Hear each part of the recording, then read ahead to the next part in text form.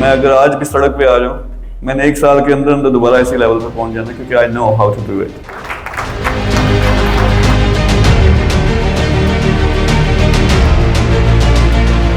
आज का इवेंट माशाल्लाह बहुत अपने लिहाज से बहुत मुख्तलिफ था। हम मीर साहब के बहुत मशहूर हैं और बहुत उनके शुक्रगुजार भी हैं। हमें जो के साथ उनकी टीम के साथ अगर काम करने का मौका मिला तो इंशाल्लाह हम उससे फ़ायदा भी उठाएंगे और आगे बढ़ेंगे इंशाल्लाह। Event was excellent. Already an investor, and inshallah I'm looking forward to work with him personally and make more progress in my business venture. आज हमने जो मीर साहब का इवेंट अटेंड किया उसमें जो उन्होंने सबको होप दी वो बहुत अच्छी थी। इंशाल्लाह हम भी अभी हमारा नेटवर्क है उसमें सबको मोटिवेट करेंगे अपने आप को इस ग्रुप से और इस चीज़ से भी ज्वाइंट रखें।